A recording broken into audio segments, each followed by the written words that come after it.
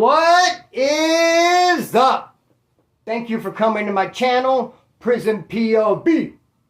Shout out to the joiners, shout out to the Point of View crew, and trip on this. Several years ago, I came up with an idea. Or was it yesterday? I can't remember. I think several years ago, I came up with the idea. I developed it yesterday, or maybe 5 days ago. I don't know. The timing is not important. The thing is, I came up with this idea. Reflecting on my life, I could not help but notice there'd be an event, story, or situation, something that happened to me here, another event, story, situation, something else over here. There'd be 4 or 5 different things happen to me, spread over a 4 or 5 year period, and I couldn't help but notice it'd be like the same person popping up in the background, same individual popping up in all these different stories. They may not be a key figure in those stories, or an important character at all, but they're there. Sometimes they're an important character, sometimes not. Splinter, what the hell are you talking about? I'm talking about a great idea I'm having. A great idea I'm having. And it's purely experimental. So let's just get into it. Because basically, like I said, what I'm going to do, I'm going to tell 3 different stories and show the same person keeps that on popping up in these stories. Let's get it. And if we're going to do a story like this, man, we of course got to start with Mindy. Freaking Mindy, bro. Because let me just kick it off like this.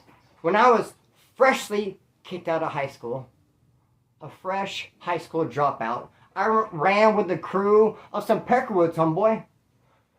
Fresh out of Rexton. The youngsters, dog. And it was me, Eric, Cliff, Jimmy, Tony, and a few of us Woods, and there's Mindy. Mindy was right there with us. Now, later on in life, Mindy ended up having a wife. Say that fast 5 times. Later on in life, she had a wife. I don't think any of us were surprised. She didn't have makeup. She didn't have fingernails, eyelashes, none of that beeswax, homeboy. She was just one of the homeboys kicking with us. And she's the one with the car. We cruised around. We kicked it every weekend. We drank our beer, we smoked our weed, and we listened to Metallica. That was the highlight of our day, our evening, our afternoon, our morning. It's Metallica. We were all about it. I think I was even more about Metallica than them because I noticed they would break out with some Ozzy Osbourne or some Megadeth or some Iron Maiden. When I just straight up had a diet of Metallica. That is it. The Black Album just came out, and I had all their other previous albums, and I was all about Metallica, bro. As were we all. And that's why we got so excited and couldn't help but shit on ourselves, brother, when Metallica came to town. But they didn't really come to town, per se. They didn't pull right up on Truxton Avenue, Bakersfield, to the Civic Center. But they came kind of close to home. The Forum. One thing separating me from the Forum would be, I guess, the Grapevine. Grapevine, Schmapevine. No big deal. Dude, we all talked on the phone. Homeboy, I got Brad on the horn. Do you hear about Metallica? Talked to Eric, Cliff. Hey, Metallica. Yeah, we're all going to go, so get our tickets. Went down, got a ticket ASAP. They sold out pretty quick. From what I can remember, I got my ticket. They got their tickets. The show was 6 weeks in advance. I mean, I just couldn't wait, dude. I was all pumped out, pumped up, pumped out, pumped in. Homie, I was pumped all over the place, dude. Just pumped. Had a pump. And, dude, just probably about 3, 4, maybe 5 days before the show, I get a call from Mindy and Brad. They're cousins, by the way. Hey, Chris, sorry, don't know what to tell you. There's no room for you in the car. Just kick me to the curb, bro. Bro, rolled me over on my tummy and tried to put it in no baseline, dog. Kick me straight to the curb, dude. Put it in.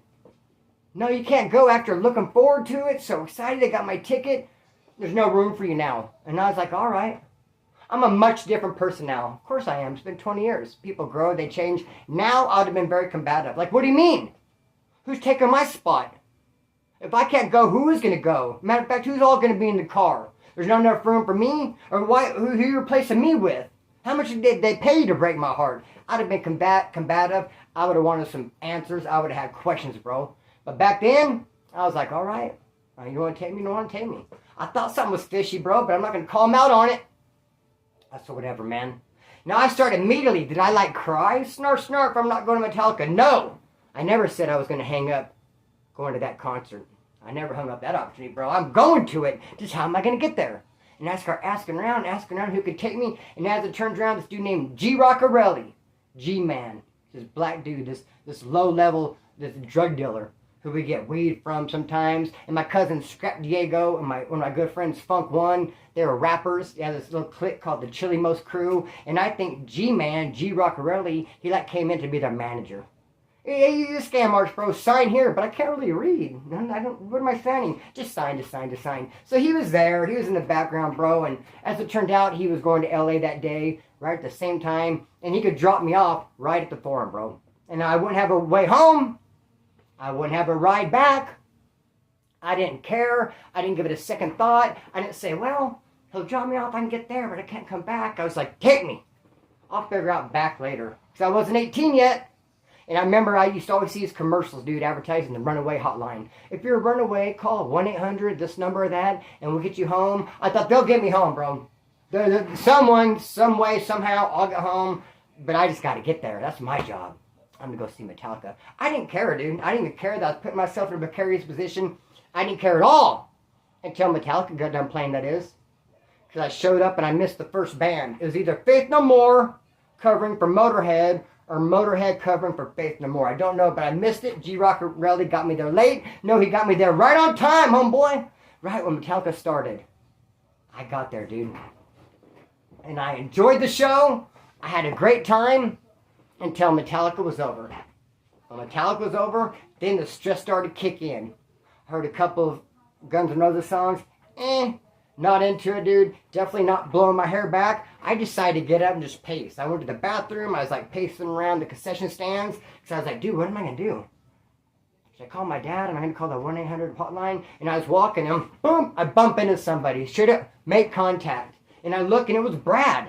Brad and Mindy. I bumped right into him. Dude, is that God or what? Out of all the people at the forum, dude, just so happens they got up and walked around at the exact same time I did.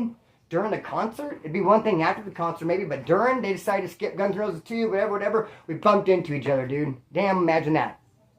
And they're like, whoa, surprised to see me. Whoa, I'm surprised to see them. And they're like, what happened? I was like, well, I got dropped off. They're like, you got a ride back? I was like, no, and then I just took off. I got enough pride and ego that just because I don't have a ride home doesn't mean I'm going to ask you for one when you already told me no. You already treated me like the biggest, fattest, dirtiest, hairiest sack of nuts ever. And left me hanging like a big old sack of nuts. Left me hanging like all kinds of wet laundry, bro. All this wet laundry on the line. Left me hanging, dog, like the dirtiest sack of nuts ever. You think I'm going to say, hey, can I have a ride? You already made it clear you don't want me riding with you. Sweet home Alabama. Because it's them two and their cousins. What in the fifth suck? You guys want a time alone on the grapevine or what? Could you have said so? I'd have brought my headphones and my eye blinders. Be that as a May dog, they're like, you want to ride? Well, I guess. Let's roll. So I rolled with them. And again, I'm way different now than I was back then. Because now, I would have waited till we got into the room and I would have cornered them and been combative and been like, why'd you come here to the curb? Why'd you come here without me with only 2 of you guys in a 5-person car? I want answers. But I didn't say nothing. In fact, I bought them dinner. Because I remember, bro, back then McDonald's ran a deal. Big Macs, 2 for $2.22. And that's back when Big Macs were like this big instead of like, you know, this big. 2 Big Macs for $2.22. I ended up having $2.22 or whatever. I feel like I bought dinner, homeboy. That's how I remember it. That's my story. I'm sticking to it. I bought dinner. And we split 2 burgers 3 ways. If I get 2 bites, we all get 2 bites, homeboy. We're doing till the wheels fall off. Like, I guess now we are. We weren't yesterday before this concert. We weren't doing anything till the wheels fall off. Because you guys kicked me to the curb, homeboy. But I never brought nothing up. I just rolled with it. And I don't think I ever asked them why. And we continued being friends after that. Now trip on this, bro. Of course, there's gaps in our friendship. Because now at this particular point, before we get into the next story, several years have gone by since I ever even seen Mindy and Brad. And now it happened to be I was running from the cops. Cops were chasing me all over. I had all these felony terrorist threat warrants. I was on my way to prison for my first term. On my way to prison for the first time. And I ain't got no house. And I ain't got no car. And Mindy has both. I ended up going to her house to just party for one night. Brad took me over there. Everyone was on the Garaga. I hadn't even done it yet. But Mindy was already strung out on it. All my friends from younger years end up strung out on the Garaga. I think Mindy was the first one. That's a whole side note. That part was free. But let's kick it off like this. So I went there to party. To hang out. And I ended up staying. Somehow, Mindy and I ended up in a relationship. We kissed like this. I don't know, it happened so fast, I don't even know how it happened. I was not in it for romance, and I know she wasn't either. Because I lived there for a week before I finally got gouged up by the cops. Whole different story. But I lived there, her house there for a week. We were a couple, kissing like this. And we slept in bed together. I never made no kind of move on her. She never made no kind of move on me. I thought at the time, since, like I said, she ended up with a wife later on in life that none of us were surprised by, I thought maybe she got me as a boyfriend just to be like a cover. You know some people who do that? Like, no, I'm a chick who's into men. See, here's my man. But now I think, no. Know what I think now? I think she was trying to make her roommate jealous. This girl. Because she had a roommate. Now, here's where the story kicks off. Now, this is what the story is about. Is her roommate, not her. See how she pops up in the story, but it's not really a key character, not a key figure? See what I mean? Know what I'm talking about? Her roommate, bro, was this half black and half white chick. I think Mindy took me on as her boyfriend to try to make her roommate jealous. But Mindy was just asleep in bed all the time. And I would just take her car and just drive around and take some of her money and her cigarettes. I didn't care about nothing. But she had this roommate. And there's a dude there trying to get at this chick. And his name was Chris, and he was a Peckerwood from Taft. All tatted back. I think he had, some Peckerwood tattoos on him. Already been to the pen a couple times, then out of the pen. A tat back Peckerwood from Taft, homeboy, here in this house, trying to get at this half black, half white chick, which is a no-no. But I'm not knowing. And if I did know, if you asked me, if you were to corner me and ask me, hey, is this right or wrong? And I had to think about it and give you an answer, I guess I'd say, I guess not. But didn't catch my eye, because I didn't care.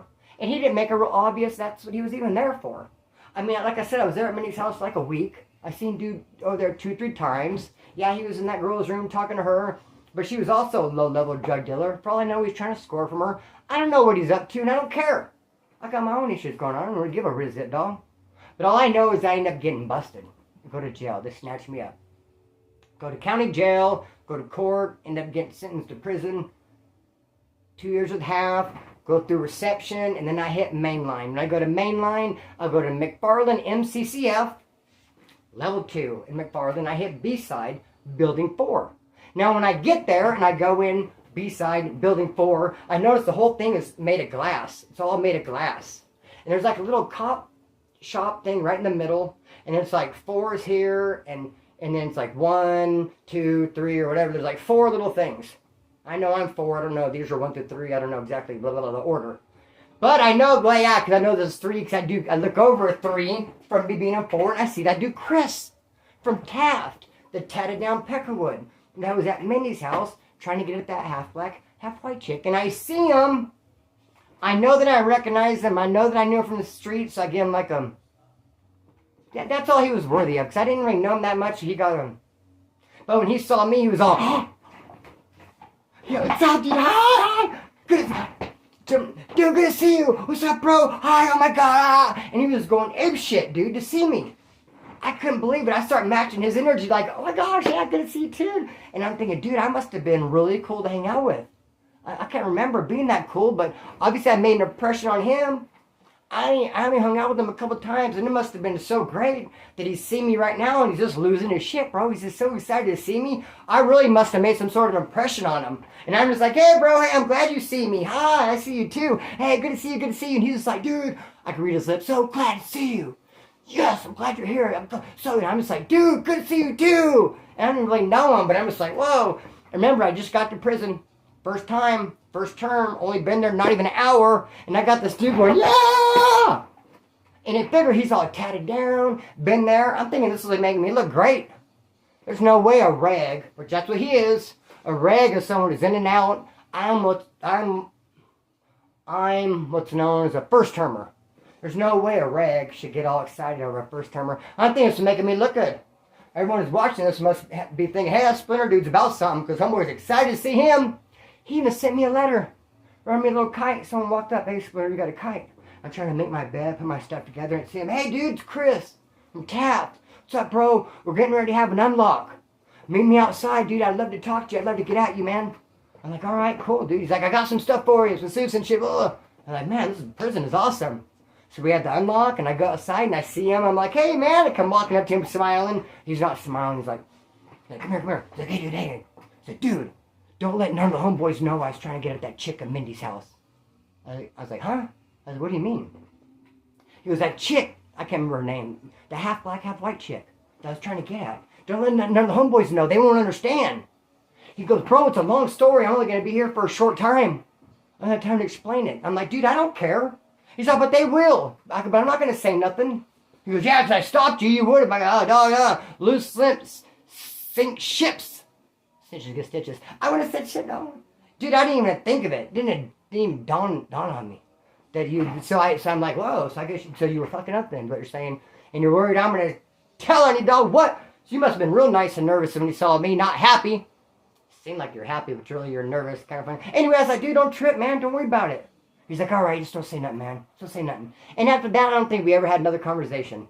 And I thought, dude, you need to play it off a little bit more. You should at least come by and challenge me to a game of handball, at least try to spin a lap with me, bring me a couple of books. Because everyone saw you get slowly jazzed up and juiced out and to see me. Then we go have one talk and you just avoid me. You never talk to me again. Bro, I think you're fronting yourself off. I mean, that's kind of a little bit foul, homeboy. Who cares? Who cares? Hey, that's because we're going to go on to the third story, bro. Mindy. Where old Mindy pops up, man. Because I'm going to put you like this, dog. Trip out on this. And dude, people only care about money, man. Isn't it weird? No, I'm going to take that back. There's a certain breed of people out there that care about money. You know what I'm saying? I really want to go into a little prison story, but I'm not going to do it. Save that for the live. But there's a breed of people out there. Because Mindy, she had a trailer pad. Okay, and this is years later after the first term. Already been in, been out, been in again. 2 terms, 8 terms, 8 violations, blah, blah, blah. In and out of prison a whole bunch of times. I ended up bumping into Mindy again. Through like a weird set of circumstances. Like, whoa, what's up, homegirl? I haven't seen you for like a long time. And now she has a wife. And she has a house. And she has a trailer in the driveway. And I'm going by her pad and we're partying. We're getting some gun stuff. And she never offers me to let me stay in the trailer at all. Until one day, even though she knows I'm kind of like, I'm not homeless, but I don't have a pad either. I'm on a couch trip. I'll stay here at this dude's house, stay at homeboy's house, stay at homegirl's house, bounce around. It would have sure been nice to have that trailer in her driveway. She knew I would have loved to stay in it, but she never offered it to me. Until one day, bro, I'm hanging out with old Mindy, and I come up, I find out that I have a $3,000 settlement. I get a $3,000 settlement. And Mindy's like, hey, want to move in the trailer? Like all of a sudden, hey, I got a good idea. Like moving in the trailer. All of a sudden, since I got this $3,000, but I'm like, yeah, move in there, fizzuck it. It's not like she was even trying to charge me rent. No, she was trying to hustle another little way. That's small change. That's just like $4 or $5 a month. No, she had bigger ideas in mind, but that's a whole different story. So I'm staying there. Now I start. Now before I moved in the trailer, she was telling me that they had a friend. Her and her wife had a mutual friend that had lived in that trailer. And he left real unexpectedly, she said. He just got up and he just moved out of the blue, didn't even give them no warning, no heads up. They woke up one day, he was gone. And in fact, he left a bunch of clothes there. And she's like, they're nice clothes, Chris, they're about your size. She goes, you want these clothes? I'm like, well, yeah, I'll take them. She's like, well, my wife's tripping. My wife don't want to give them up yet in case he might come for them. So they had some friend living there. He left in the middle of the night, even left a bunch of stuff there. Clothes. I end up moving in there. They do end up giving me those clothes. Because now it's my trailer, it's in my way. Take them if you want them, if not, throw them away. I'm there, and I'm starting to fix it up. I put a plant, a candle, I put a TV, and I'm starting to just put a poster on the wall. And it's my little man cave, and I'm starting to deck it out a little bit. And I have a little Buddha thing. And it's a little incense thing that someone gave me. And it sits right, has this long incense, and it goes in like that. It's a Buddha. And I found this blue and purple bracelet on the ground, made out of yarn. Made out of yarn, a blue and purple bracelet made out of yarn. And I saw it on the ground, so I picked it up and I put it around the Buddha's neck. I thought it looked cool. There you go, Buddha. Now I'm complete. I'm thinking, Buddha's got a necklace. Cool. I mean, so there it is. Well, Mindy and her wife would often come into my trailer and we'd hang out, shoot Garaga together and his bullshit, whatever. And I guess they saw that bracelet on the Buddha and they freaking just had a conniption fit. Because the origins of that bracelet that's on my Buddha was their jewelry box. And I guess in the not so distant past, someone came along and kicked their door in. But it's before I start coming around when they still had their friend living in the trailer. And that dude was still living in the trailer before I even bumped into Mindy again. Someone kicked in their back door, stole their jewelry box. Okay? They come home from work, back door kicked in, jewelry box gone. A couple days later, dude in the trailer just moves out. He's gone. You dumb bugs! You try to tell me that didn't give you a red flag at all. Your back door gets kicked in, your roommate moves out and leaves all his stuff there. Don't even tell you why he's leaving or that he's leaving. He just goes. And you don't think, wow, that's suspicious. You think nothing of it. What you think is suspicious is when you find that bracelet on my Buddha because they're like, oh my God, Splinter kicked in the back door and took our jewelry box. Because he has the necklace from the jewelry box. It's on his Buddha. And Mindy asked me about it. The wife just started treating me like shit. And Mindy's like, man, my wife's tripping. She's like, you got to move out. I was like, why? What's up? I'd already paid them a bunch of money, loaned them money, fixed some girl's car, sewed into them, did all this shit. Like, that's what I'm saying. They didn't want rent. They wanted all of it. I'm like, well, what do you mean? What do you mean? Because our pad got broke into. Someone kicked in the back door, stole our jewelry box. All of our gold and diamonds, everything is gone. And that purple and blue yarn bracelet that's on that Buddha's neck was inside that jewelry box. So we're thinking, you kicked in the door, you took the thing, you sold all the gold and everything, and you put the thing around the Buddha. Does that make any freaking sense at all? You freaking J-Cats? If I were to kick in the back door and take the jewelry box, wouldn't I get rid of everything? Would I leave something laying around? Like if I went to someone's house and I broke in, I stole all kinds of lighters, they had like a real famous, expensive blue lighter, would I keep it? Like, dude, someone came to my house yesterday and stole a blue lighter. I'm like, really? Tell me more about this blue lighter. I mean, dog, would I front myself up like that? Like, Splinter, dude, someone came over here earlier and stole my black glasses. And I'm like, really? I haven't seen them. Describe them to me. I mean, come on now. So they totally flipped out on me, kicked me out, and thought that I was the dude that broke in and took the jewelry box, dog. And then, there's more. Because, nah, we're running out of time. I'm going to cut string and let it fly. Cut string and let it fly. Peace.